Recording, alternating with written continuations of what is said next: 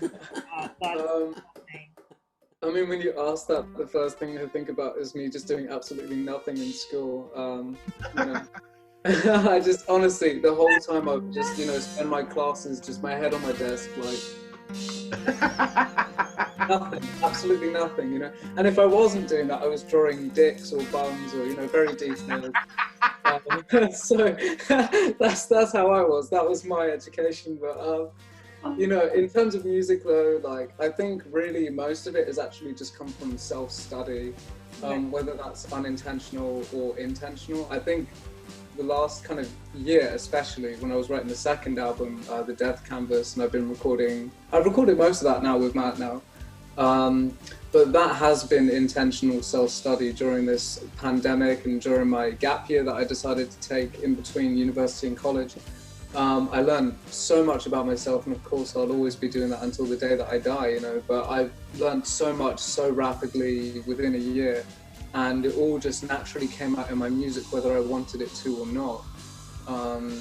And yeah, that album's very different in many ways to the first album.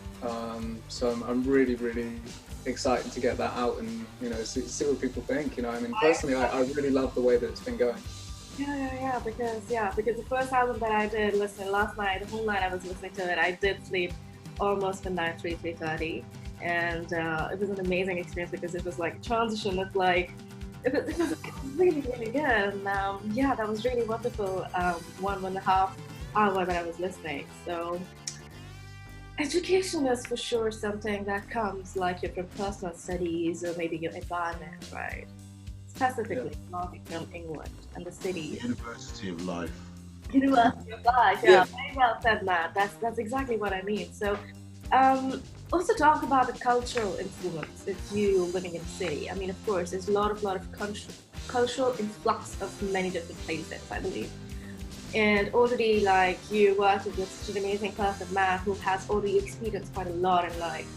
How that also impacts you, and how that also kind of nourishes you to kind of search a little bit more, explore a little bit more, and check out a little bit more different domains and areas and dimensions like how Matt was shall say. So tell me also a little bit about that in terms of the culture that has influenced both of you, and the things that were surrounded. Of course, Matt said that he was a heavy drinker, and then as much as it sounds cliche, but whatever was hard is what made him much more softer in other ways, and did provide him an insight over how he can actually make life a better situation for him. So the hardships and the good experiences and whatever that the city provides, the cultural city provides, because what happens in a small town and what happens in a village and what happens in a big city are completely different experiences. Mm. So talk about that. I mean, how those experiences would have shaped you, and how, if they would have not happened, maybe you were not the person that you are right now. Well, wait, who should go first? We've answering the question, like who should. Matt can provide a little bit of understanding of that because there's more culture now and spring Yeah, so with yeah. I've never been. Yeah, you're absolutely right. The way I look at everything, Jagrati, is however, whatever's happened in the past, you can't change. You can't change what happened a minute ago. So the past is not worth worrying about. But you can't do anything about what's going to happen next minute either. You can only do something about what's happening right now in the present. So being in the present and concentrating on the present makes things a lot clearer and a lot easier to navigate. It's the way I've really looked at it is that whatever's happened in the past, the things at the time might have been terrible or difficult to handle, and the good things as well, but they've all brought me to where I am now in that way. Whatever's happened has built this right now. So I'm really, really happy the way things are right now, and to find that actual being happiness, that means that everything else that you want or you don't know you want but you should have happens at the same time. Once you're genuinely happy, then everything seems a lot easier because you've accepted everything as it is. and not that what you want it to be, although you can have goals and you can have ambitions and things like that. But if you're happy with the present, then everything seems to go your way. It seems like you're in tune with how the world goes. It's a really, really, really simple concept, but it's a lot of people miss it.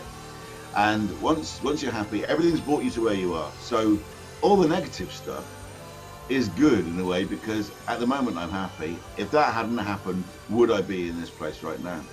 And you do need the yin with the yang. You do need to know where those boundaries are and what happens. If you were happy all the time, then that wouldn't be a great existence, because then you wouldn't know what it's like to be happy, because you wouldn't have had anything else. That's it. It's about knowing the whole scope of what your existence is, and seeing the boundaries, and deciding to know about them, but not necessarily to go there, or to go there if you really want to. And so it's very, very simple. It's just simple. You decide whether you want to be happy. You can do what you want to do to make yourself happy. It has nothing to do with anybody else. But it's not what other people think of you. It's what you think of you. That's right. And once you're happy with that, then you're in a place where things will fall into place for you. It's not to do with money. It's not to do with anything like that. Happiness is the currency of that fourth dimension we were talking about. And so everything I've learned, everything I've been through, culturally, I'm not a religious person. I don't mind religion. I know people get a lot of benefit from it, but I really don't. I don't get it. So I'm happy not being religious, and it doesn't matter. I don't remember a previous life, so I'm not worried about what's going to happen in the next one. Right. So you just take it as it comes. You look out the window as you go, and that is the journey. The journey is the reward, not the end of the journey. What you're seeing out of the window right now in the present is the reward. If you look out the window and you see a tree, we're really lucky here. We've got a magnificent view. We've got the countryside around us. And every day you just look at a tree, something as simple as a tree. But you can sit there for hours and look at that tree, and it's better than looking at anything else sometimes.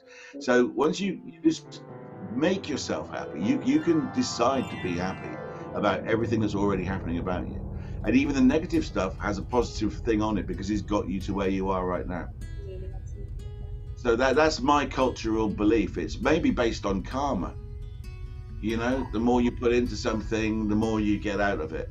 I don't believe there's an entity, a conscious entity. I just think that, if you do good things happen.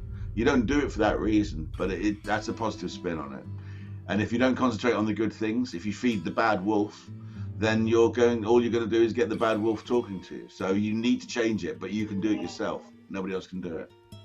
But what about in terms of your interaction with the society, in terms of the movies that influenced you, and the music artists of your time that influenced you, like 60s, 70s, 80s, 90s? I mean, I'm a very much of a 1780 person. I do absolutely love 80s rock. I mean, that's for sure that I always do enjoy.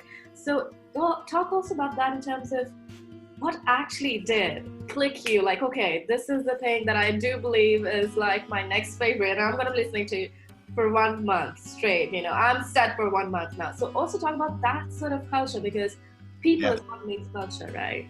So it's funny. I've got an extremely eclectic taste in all things pop culture and all sorts of things. I do love films. I love the music in films, actually. I'm a massive fan of Vangelis and Hans Zimmer, even though they're the giants in there, but they can create a sound. You can close your eyes and know what's going on the screen, especially Vangelis. He can really catch that, right? So music is important there. But when it comes to music, actual people that have stopped me in my tracks, I've probably got one favorite commercial band, and that's Talk Talk. And they seem to have done their career backwards. He didn't mind. Again, he didn't do it commercially. He's not a commercial person at all. He wrote the songs, and the band were brilliant musicians, and it came together really well. And then he got more experimental and less commercial as he went on through the albums. There's about 4 albums altogether, and it gets to a point where they're completely surreal. But once you go through the journey with them, you get it. You sort of understand that he's not trying to please anybody. This is him talking to you, very much like how Russell does his own thing. He's not doing it for an audience, but there is a massive audience out there for that once you've done that type of thing. because people like that sort of freedom. They like them, you know, they like to see someone being free. So that's where I come from. So yeah, film music. I brought up in the 80s. I was when I discovered music was the 80s. I love that sort of tribal sort of sound and things like that. But as I said, I've tried not to, when I'm working with someone else, I try not to stamp that on their music. It's important for me, as Russell did say, yeah, we had some Keiko drums coming in, which was a Korean drum, and it was a really great sound. It was perfect, but it just seemed when I was listening to it that I could hear those from my influences. You know, I could hear something that was filling that space, and Russell agreed, so that's why they went in. But having that sort of freedom to be able to say to someone, yeah, I think we should have a triangle in this bit, and then that person saying, no, that's not a great idea, and then that's fine. Actually being fine with that, it's you also, that's telling you more about where the artist is in his head. So you're learning about the artist at that point as well, by testing the fences. And what about you, Russell? How your personal understanding of music connect with different sources of inspirations? I mean, what actually was very cool for you when you were like, of course, apart from drawing butts and dicks, I mean, what was your personal cultural influence in terms of music, and how did you actually pull it down to your work, and what did you kind of experience culturally in your environment? Well, I mean, I guess like on an emotional level, I was very alienated as a kid, especially when I started playing guitar. You know, that was my kind of earliest memories of that. Everything before that was kind of, you know, it's hard to remember very, very early memories. I mean, I do have a very rare memory of being 2 years old and seeing a dog piss on a crowd in the circus. And I had that confirmed by my mum just to make sure that that was actually something that happened and not just my imagination. And it did happen. So, you know, that's my earliest ever memory. But anyway, back to the question, you know, yeah, I mean, cultural influences, yeah, I felt very alienated, and I feel like that has been a constant thing for me that I've been confronted with time and time again, you know, just that sense of like abandonment. And I feel like that naturally has come through my music, especially the second album, The Death Canvas, that one, because that whole album is all about, back to what Matt was saying about the presence, you know, being in the present moment. I think that's the most important thing anybody could do. Actually, if I had one piece of advice on my deathbed just before I died, I think that's what I would say, just be in the present, you know, because it's so much easier to say than to do it. Because at first that sounds easy, well, yeah, just be in the present. But being in the present also means to confront the negative things that arise naturally from your mind. You know, you will sometimes get those triggers if somebody pisses you off, and it subconsciously reminds you of a traumatic experience from the age of 5 years old or something like that. Then it's very hard to be present in that moment. Suddenly you want to escape, you know.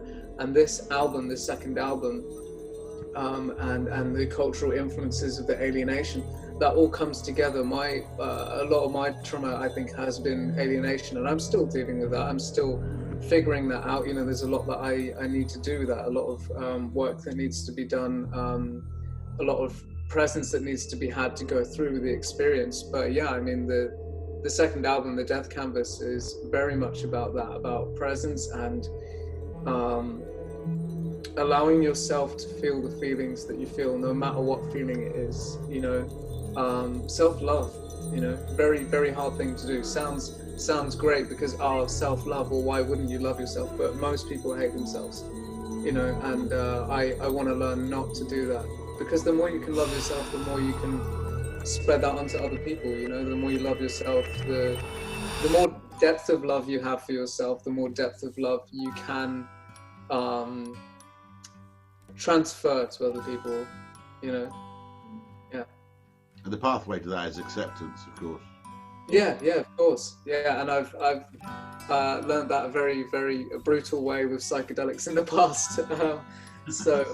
Yeah, I mean, that was just terrible. But, you know, I really, really appreciate those experiences. And yeah, I think without those, definitely wouldn't have given me the epiphanies for the second album, and even the first, but more so the second. That's more of a concept album. You know, there's more of a coherent, deliberate running theme of the shadow self. Oh, oh wow, wow. So I can understand that both of your cultural experience have been profoundly spiritual in many, many ways.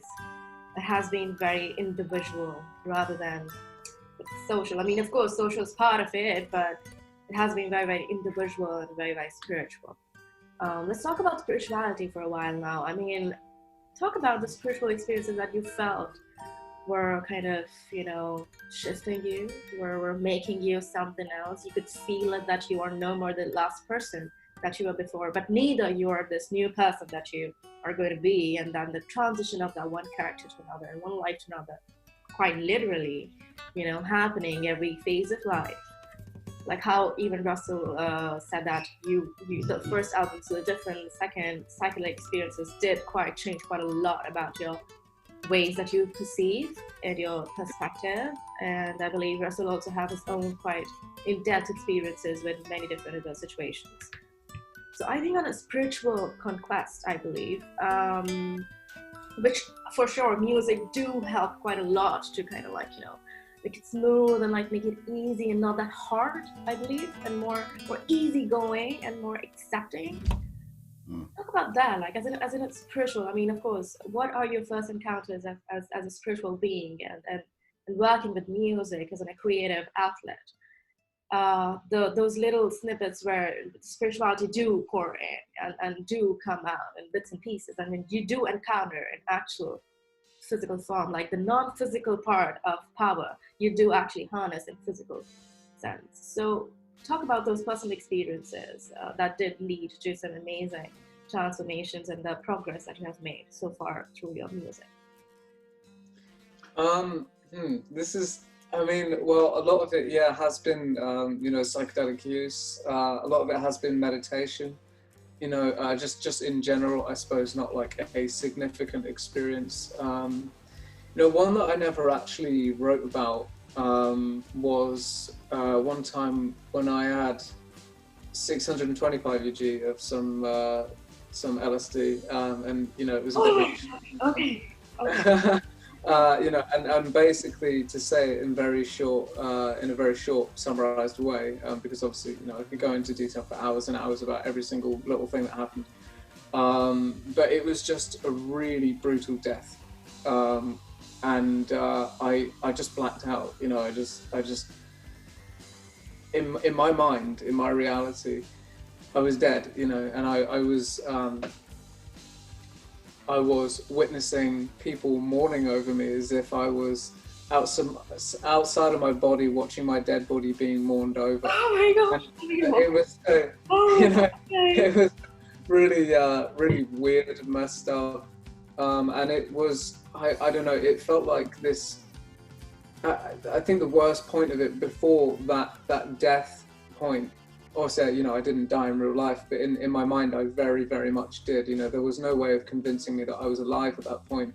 And just before that happened, it was probably the worst, most horrible part of it, of the whole experience, was just the chaos of, like, it felt like demons were grabbing me from underground and just taking me with them in such a horrible, unwelcoming way. But I realized, and this is the acceptance thing, and the brutal way of learning the acceptance thing. What's that? How old were you at this point? I was 18. Freaking hell! Oh my yeah. God, you did experience that at the age of 18. Oh my God! I only cried right away. Oh my God! Yeah, that was my way of learning acceptance, I think, and you know. The reason I believe that it went so chaotic, that was by far my worst experience of my life, I think, actually. Yeah, just of my life, you know, that was the worst experience I ever had. I just thought it was going to go on for eternity. I never thought I was going to leave that moment ever again. It was just going to be this ongoing, insane loophole that would just never, ever end. And it was driving me nuts, you know. And I was just absolutely, it's driving me nuts right now, you know. Funny because it happened on Halloween as well, which is pretty fitting. You know, that was in 2019. But yeah, I mean, oh, I forgot what I was saying now.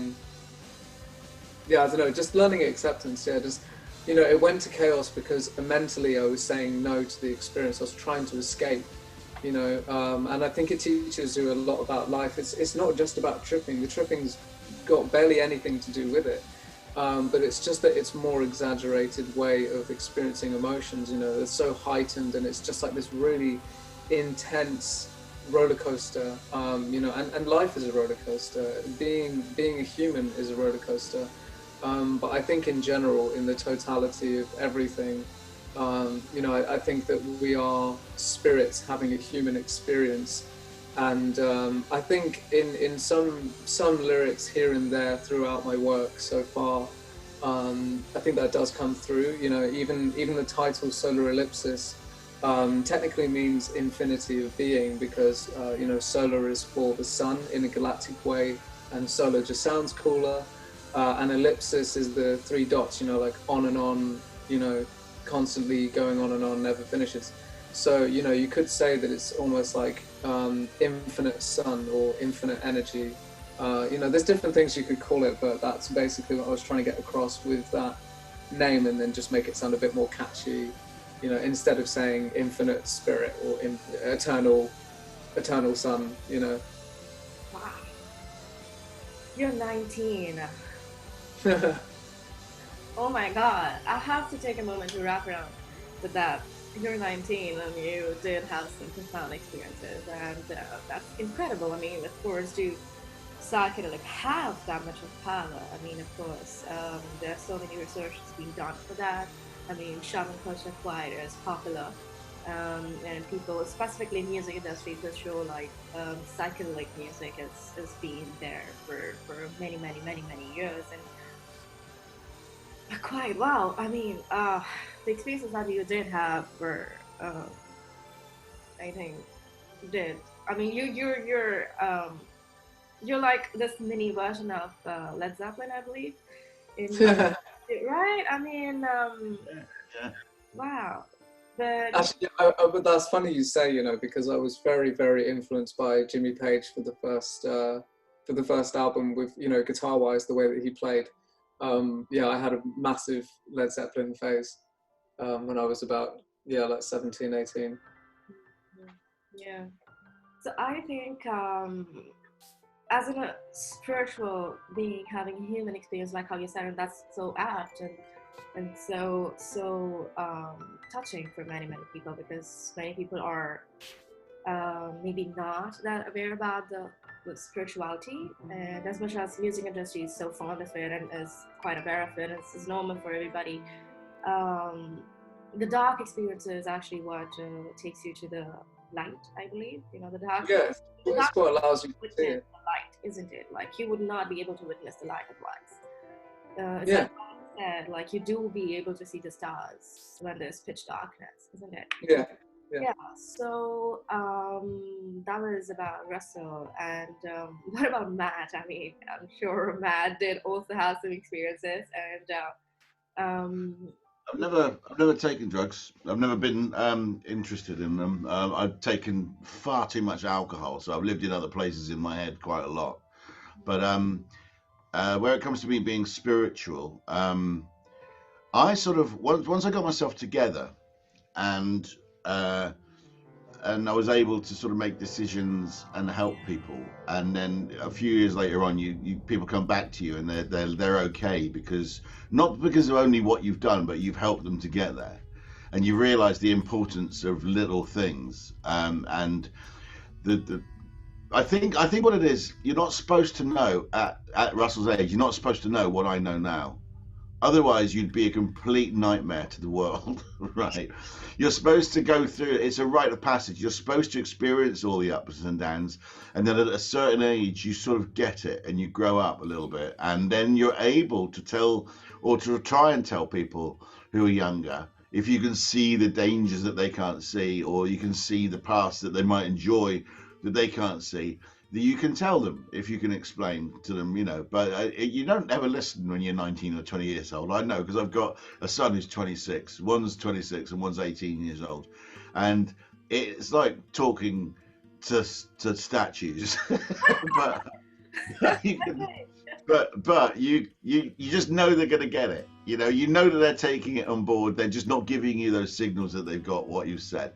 So you just basically say it if you want to, and if it's there, and if they listen, that's fine. But then again, it's wanting to do that. It's wanting to help people as well. But the spirituality of it is that I learned that I think there's a whole path that everyone needs to take to learn it. You don't just hit the ground running knowing everything, because then you wouldn't be living, you wouldn't be enjoying all this knowledge. It would be terrible for you to know everything all at once. And I think we had that sort of conversation in the car when I was picking up Russell. He was talking about being in a situation where you knew everything. He said, but then you'd only ever know everything for like 1 second, because then other things are happening, and there's no point in being like that. And we have these really deep conversations while we're driving to and from the studio, and that sort of thing. So spiritually, I think some things there's an energy there, and I think when you genuinely deserve what you deserve, you get it.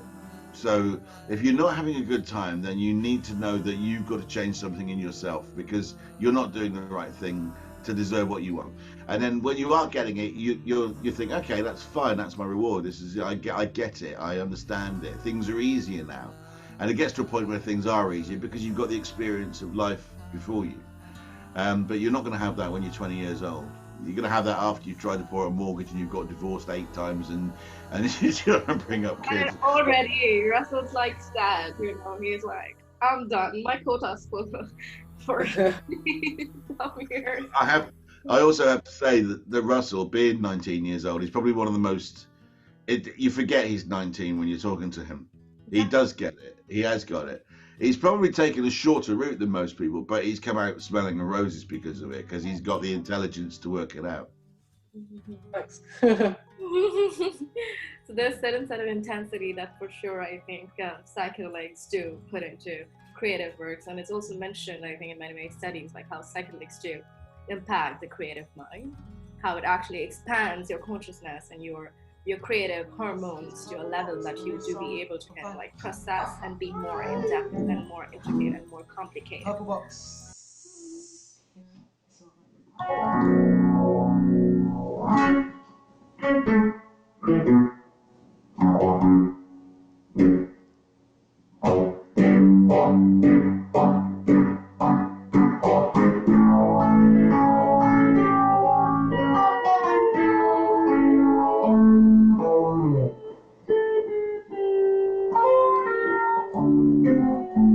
Flying over rocks, over the mountains in a purple box. Dance with me in a snowy land. Dance with me, but where you don't need to understand shit. La la da do dee, and that makes perfect sense to me. Up his face, what's a lovely place? What's a lovely place to go? Where am I? I don't really know, but I see a shadow. There's a monster in the flat, I need to get away from that, but I'm too slow.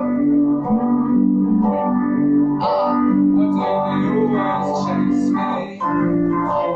It doesn't matter where I run or hide, why do they always chase me? I don't know what is going on, 'cause I jumped off the cliff and now I'm falling to my...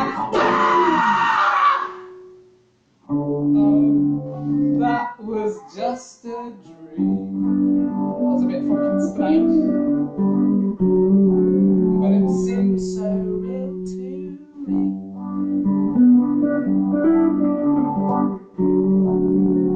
Open the secret door. I want to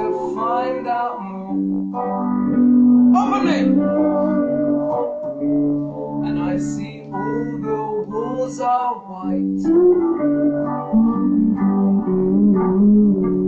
and I start to feel all wrong. The piano plays on its own, na na na na na na. The walls are closing in now, I need to go. Get away, get away, get out!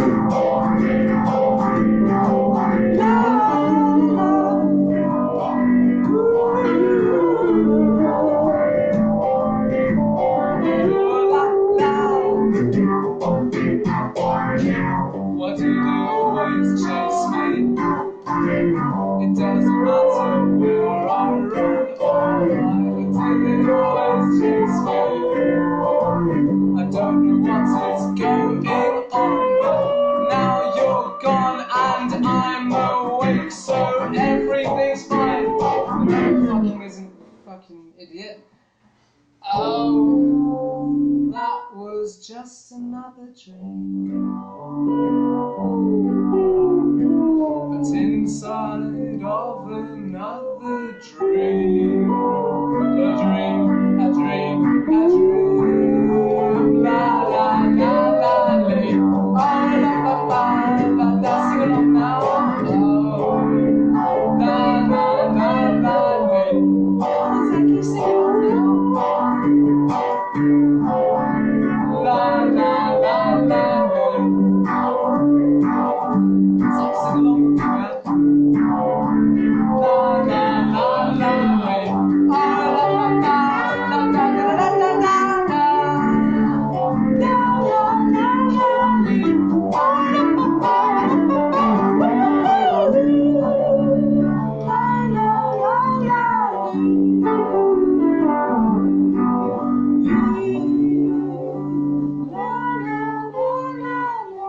inside of another